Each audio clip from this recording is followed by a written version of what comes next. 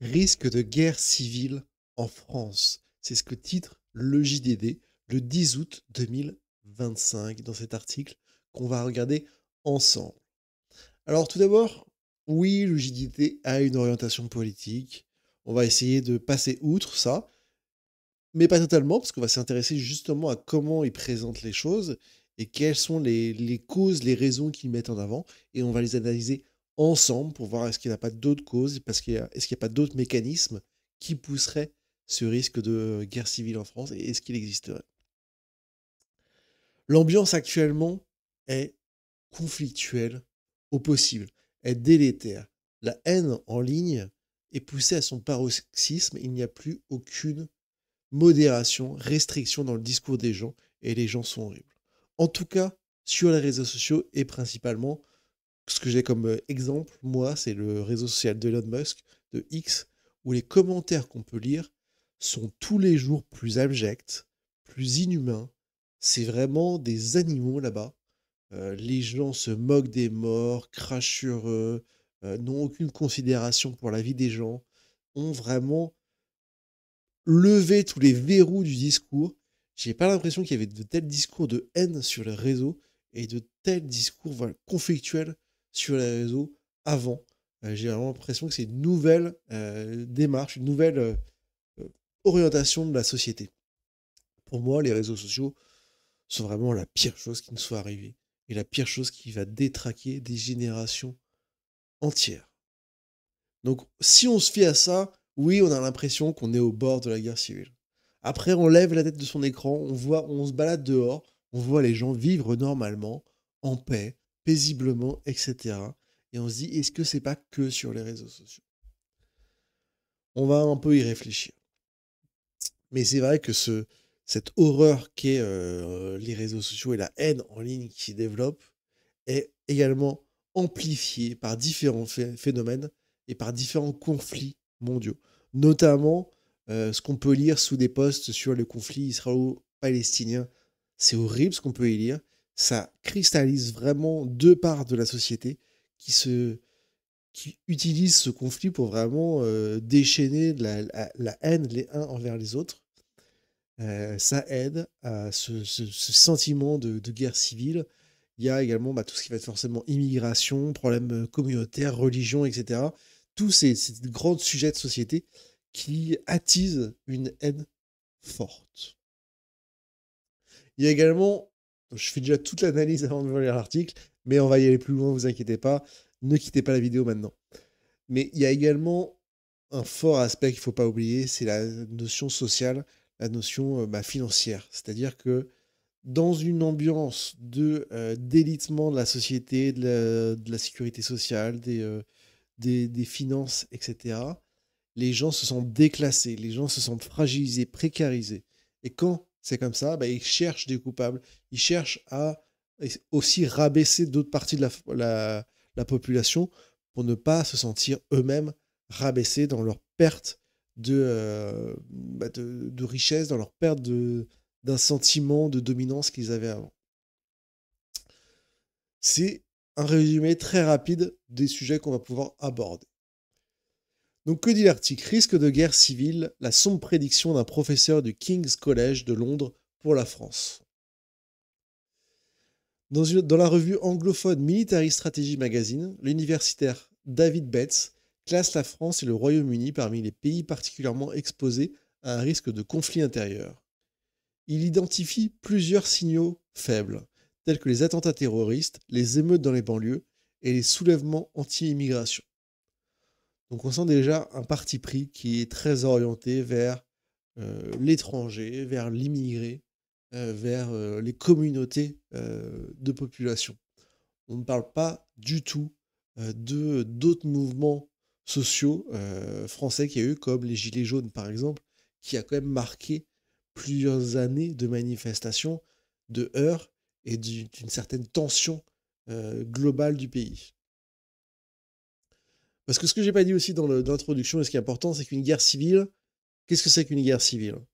Ça peut être deux parties de la population qui s'affrontent entre elles, indépendamment du gouvernement qui a du mal à arrêter ce conflit.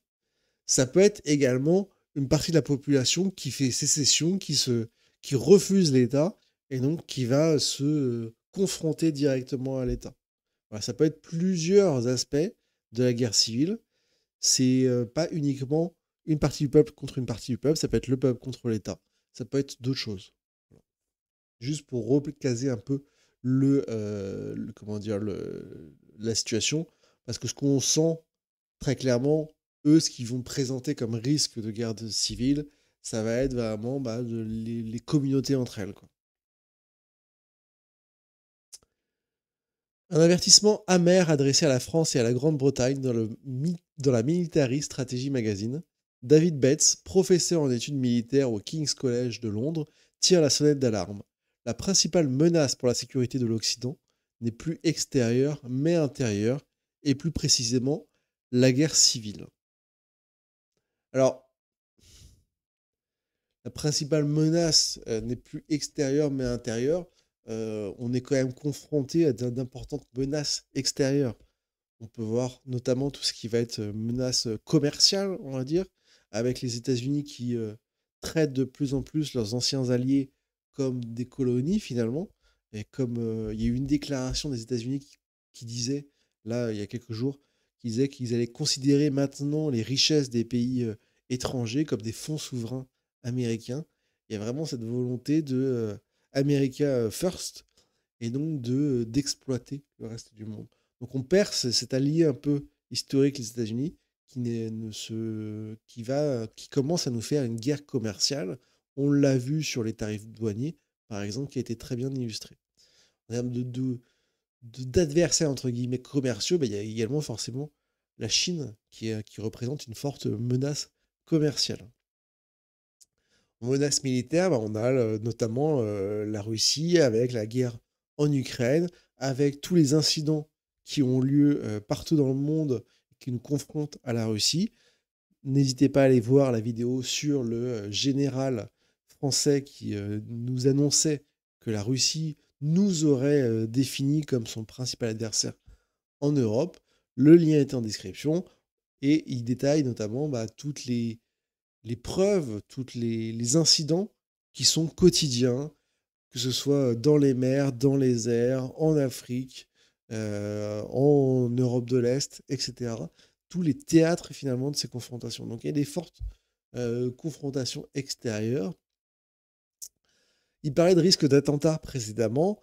Les attentats, on n'est pas dans comment dire, dans une période où il y a beaucoup d'attentats par rapport au début des années 2000, mais les attentats viennent souvent de l'extérieur. C'est souvent des organisations comme Daesh, par exemple, qui sont extérieures à la France, même s'ils peuvent s'appuyer sur des ressortissants français ou des gens qui seraient rentrés en France. C'est quand même une menace extérieure. C'est pour ça qu'il y a eu la guerre en Afghanistan, par exemple, pour aller lutter contre le terrorisme, qui était extérieur.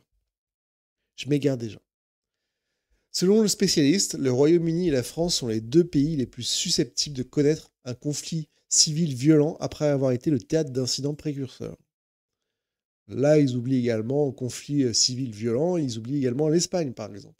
L'Espagne, pareil, vous retrouverez une vidéo en description sur les émeutes violentes anti-immigration qui ont eu lieu en Espagne, des vraies chasses aux Arabes, des vraies chasses aux immigrés, avec des gens dans la rue qui se baladaient avec des armes blanches et qui poursuivaient des gens, qui tabassaient des gens. Et il y avait vraiment ces incidents civils violents en Espagne, qui ne sont pas cités apparemment. Il n'y a pas eu assez d'incidents pour être cités par rapport au Royaume-Uni et à la France. Et ça, apparemment, ces émeutes en Espagne sont moins graves que ce qui a pu se passer en France. On peut citer aussi, je crois que c'est l'Irlande ou l'Écosse, je ne sais plus, où on avait vu une vidéo d'un bateau où des gens avaient mis feu à ce bateau avec des mannequins de migrants sur ce bateau et avec des banderoles non à l'immigration, etc. Ils avaient mis feu et s'étaient retrouvés autour de cette flambée d'un bateau avec des mannequins de gens, des immigrés dedans. C'est quand même une dinguerie de se dire que des gens se sont dit on va aller faire une célébration en faisant un simulacre de brûler un bateau de migrants. C'est une dinguerie. D'après l'universitaire, les signaux faibles de fracture y sont déjà visibles. En France, les attentats terroristes et les troubles dans les banlieues liés aux populations immigrées ont alimenté les craintes de fragmentation culturelle. Alors, c'est pas que les attentats et les troubles dans les banlieues, c'est aussi un fort racisme qui, qui est, euh, qui est prégnant dans la population et qui a alimenté également cette fragmentation culturelle. Parce que, outre, je dis pas qu'il n'y a pas d'incident et qu'il n'y a pas eu d'attentat, mais on se rend bien compte dans les critiques qui sont faites, dans la violence qui est apportée à ces populations, que c'est aussi un peu des prétextes pour ressortir une certaine haine de l'étranger. En Grande-Bretagne, le chef de Reform UK, Nigel Farage, a lié les tensions au Royaume-Uni, illustrées par les émeutes de Southport en 2024, après une attaque au couteau meurtrière, aux politiques d'immigration. L'émeute de Southport 2024 en Angleterre, c'est un peu ce qui s'est passé en Espagne, dont vous pouvez trouver la vidéo en description. Donc il y a eu un incident, il y a eu une agression, une attaque au couteau, le terme que vous voulez, une attaque au couteau meurtrière, qui a été déroulée par une personne d'origine immigrée, ou en tout cas non blanche, qui a fait cette attaque-là. Et donc les populations se sont révoltées en disant on n'est plus en sécurité, etc. Et ont commencé à attaquer indifféremment toute personne qui était assimilée non anglais, c'est-à-dire non blanc, pour résumer. Et ils ont attaqué dans les rues, etc. Ça fait des émeutes. On a vu notamment tous les groupes antifascistes qui ont dû aller se déplacer là-bas pour essayer de protéger des populations et lutter contre ces émeutes. David Bates rappelle que l'ancien chef du parti du Brexit a soutenu que les divisions culturelles et une police à deux vitesses favorisant les minorités pourraient déstabiliser le Royaume-Uni. Donc apparemment, la police sera à deux vitesses au Royaume-Uni et en faveur plutôt des immigrés. J'utilise le terme immigré au sens de l'extrême droite. Hein, quand je vais dire immigré, c'est toute personne non blanche. Même si la personne, elle est depuis 4 générations dans un pays, elle n'est pas considérée par l'extrême droite comme un vrai résident et donc est toujours considérée comme un immigré. Donc là-bas en Angleterre, la police sera à deux vitesses. Pourquoi? Parce qu'il y a eu des manifestations, un peu type Black Lives Matter ou des choses comme ça, pour l'immigration, pour pour les minorités. Et les Anglais ont considéré que la répression de ces manifestations était plus faible que la répression des émeutes de Southport en 2024. Émeutes qui étaient justement violentes, comme on a dit, qui attaquaient, qui ciblaient des populations. Donc on peut comprendre que les polices étaient un peu plus véhémentes, on va dire, à contrôler ces manifestations. Mais d'après eux, donc en Angleterre, cette police à deux vitesses déstabiliserait le Royaume-Uni. En France, il est quand même à noter que la police est également à deux vitesses. On a une police qui est très ancrée à l'extrême droite, et elle vote très fortement à l'extrême droite. On voit constamment des problèmes de racisme dans la police, des problèmes d'agression, de violence qui sont réalisés dans les banlieues sur des populations, encore une fois, dites immigrées. La police est également à deux vitesses. Globalement, si vous êtes blanc, que vous êtes bien habillé, que vous vous présentez bien, vous n'aurez pas de problème avec la police.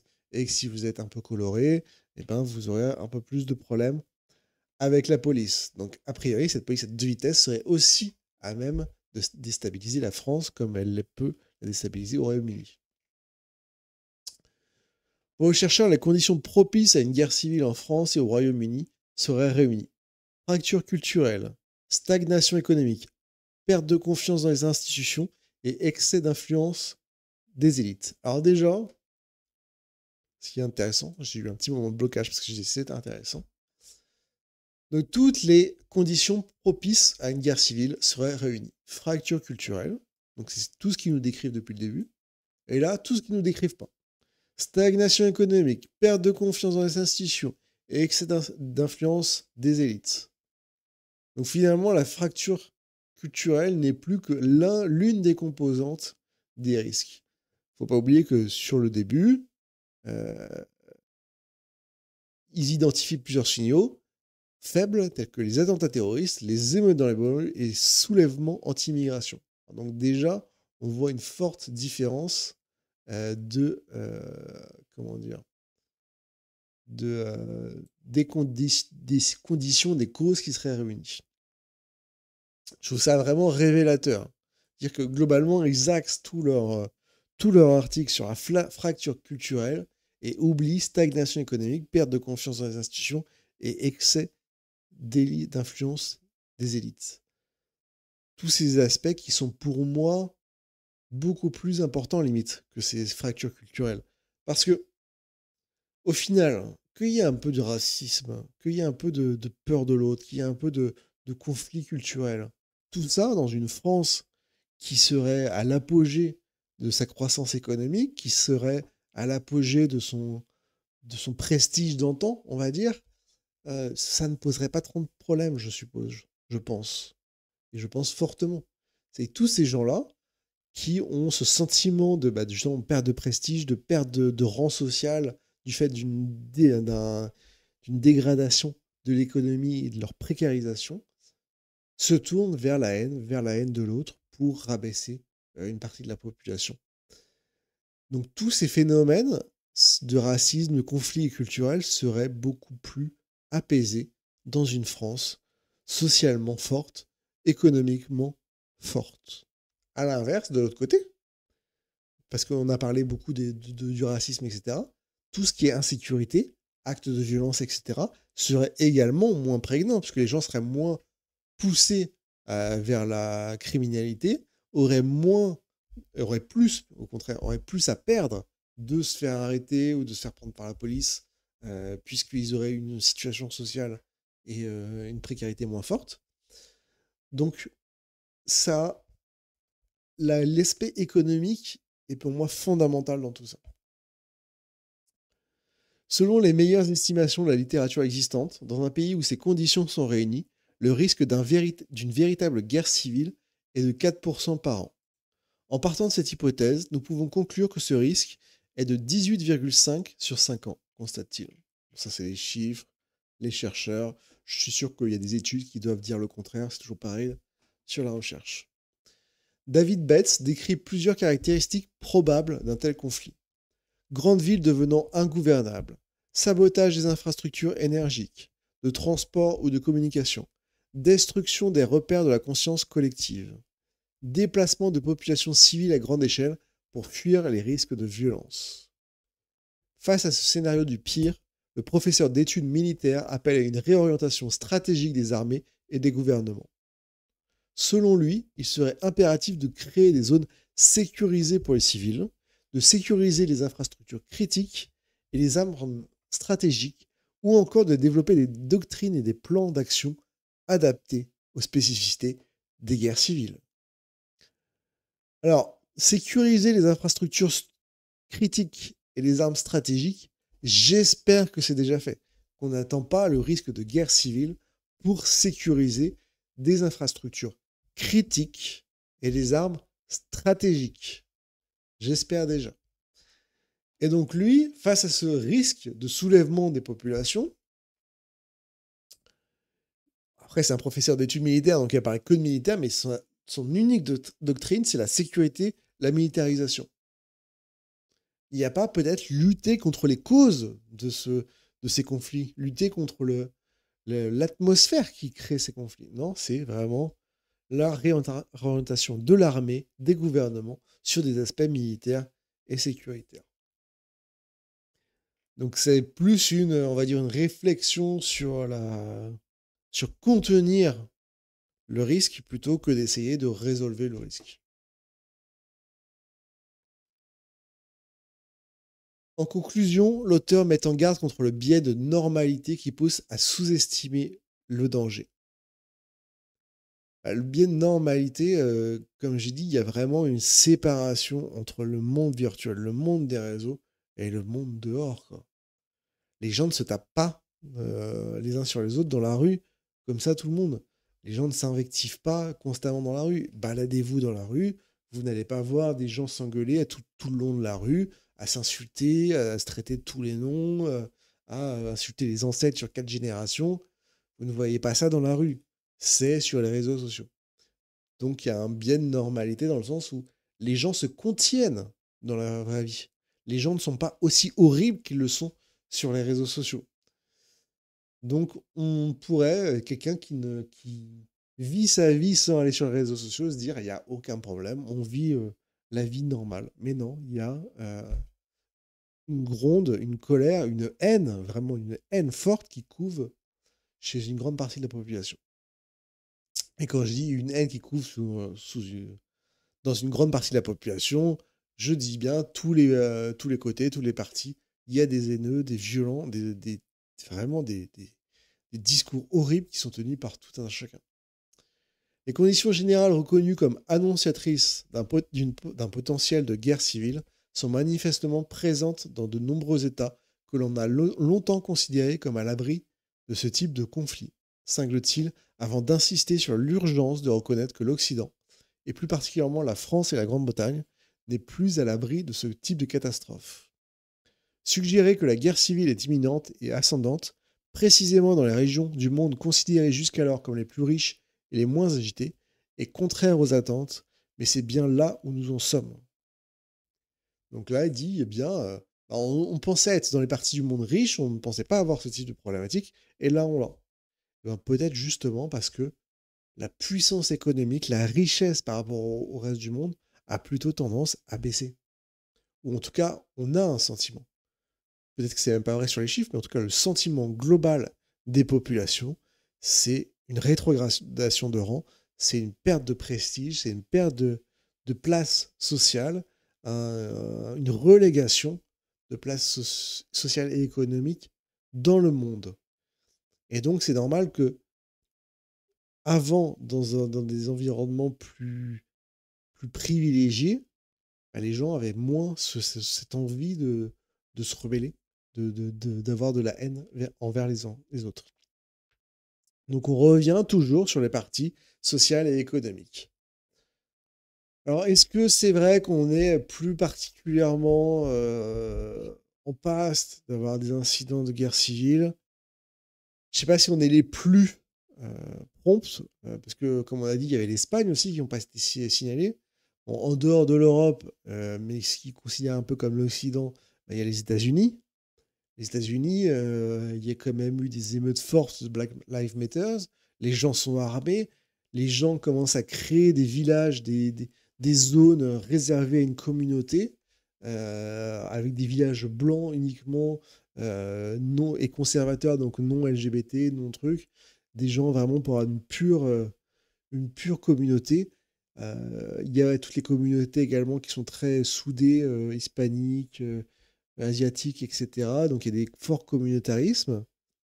Il y a la garde civile et l'état d'urgence qui vient d'être déclaré par Donald Trump à Washington, D.C., à la capitale. Donc il y a l'armée dans les rues, mais apparemment, le risque, c'est pas considéré comme un gros risque de guerre civile là-bas. Ce serait plus une guerre civile en France. Je ne suis pas sûr que ce soit le plus pertinent, mais en tout cas, c'est ce qu'ils nous disent. Qu'est-ce qu'on peut conclure de vraiment ce risque de guerre civile, cette conflictualisation? Eh bien, ça sépare la population en différents partis qui sont irréconciliables et qui ne peuvent pas discuter. Et donc, ça favorise le statu quo. Puisque, comme la population ne peut pas se réunir auprès de causes communes, s'il y a trop d'antagonisme, il y a trop de violence les uns vers les autres, eh ben, ils ne peuvent rien obtenir, rien de changer. Le meilleur exemple, c'est là actuellement avec le gouvernement qui a proposé un budget et notamment avec des coupes budgétaires fortes, vraiment une précarisation encore plus forte des gens et 2 jours fériés supprimés. Alors ça a commencé par l'indignation, les gens ont dit non, on ne veut pas que ce soit supprimé, ça va être la révolution, ça va être les gilets jaunes puissance 2, 2.0, et il y a un événement qui a été mis le 10 septembre pour un peu canaliser cette mobilisation. Sauf que directement, bah, tous les autres sujets, l'immigration, les LGBT, etc., la gauche, la droite, se sont mis dans le jeu de cette mobilisation. Et les uns ont dit, moi, je veux pas manifester avec les racistes, les fascistes. Les autres ont dit, moi, je veux pas manifester avec les islamo-gauchistes. On a eu cette séparation. Et donc, au final, pour l'instant, on est plus sur des mouvements de gens qui vont se dire, bah, moi, je veux pas y participer. On a notamment le mouvement Nicolas qui paye. Alors, c'est pas un mouvement, c'est plus un mème, c'est plus une discussion sur réseau. Tout le monde s'est dit, non, non, comment dire, tout le monde est attention, ça pue quand même un petit peu l'extrême droite, cette expression de c'est Nicolas qui paye pour dire bah, c'est le bon français moyen qui paye pour tous les autres. Tout le monde a dit non, mais non, ne vous inquiétez pas, c'est pas l'extrême droite, c'est les gauchistes qui disent que c'est de l'extrême droite, etc. On a quand même des messages maintenant de Nicolas qui paye qui ne veut plus participer à ces manifestations parce qu'il y aurait les syndicats, parce qu'il y aurait les filles, parce qu'il y aurait des revendications de gauche. C'est quand même un bon indice de l'orientation politique de ce mouvement pas cadré, mais un peu nébuleux, qu'est Nicolas qui paye. Surtout que Nicolas qui paye, il n'y a pas vraiment de, comment dire, de vrai leader, on ne sait pas qui a attribué ça, donc des gens se communiquent en son nom, mais on ne sait pas leur légitimité, comme on a un Fernand Nodin qui doit être un compte qui doit bien sentir l'extrême droite, qui nous dit décision prise de ne pas participer avec les fascistes de l'extrême gauche, Nicolas Kipaye, donc on ne sait pas ce qu'il représente. En fait, Nicolas Kipaye, il n'y a pas de leader, il n'y a pas de représentativité, donc tout le monde peut se l'approprier et l'extrême droite s'approprie fort. Donc Nicolas ne participera pas le 10 septembre auprès des syndicats Black Bloc, LFI et autres. Tout est dit, quoi. Tout est dit.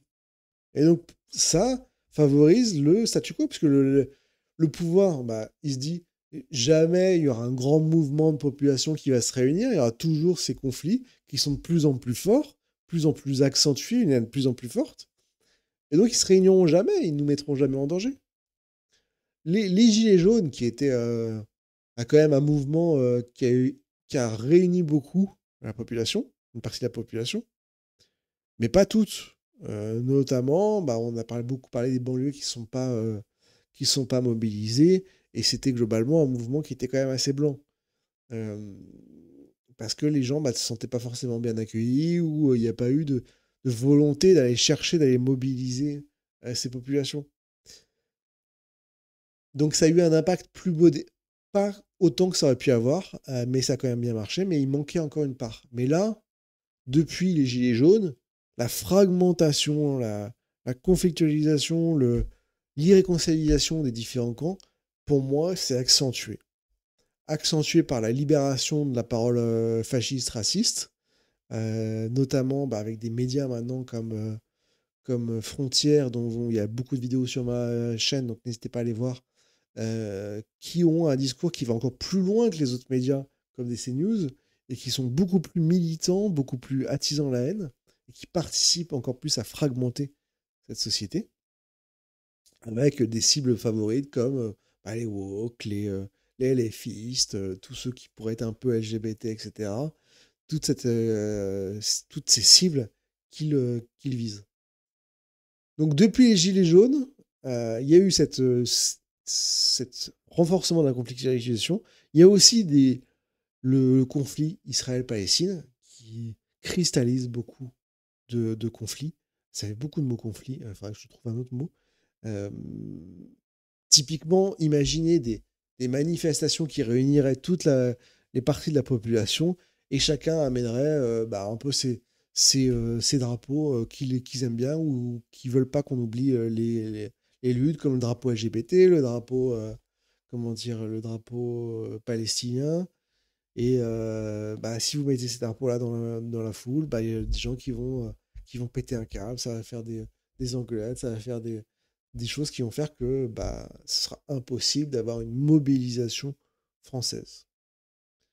Beaucoup de mots pour juste résumer que cette séparation, cette fragmentation de la population favorise le statu quo, c'est-à-dire le pouvoir en place.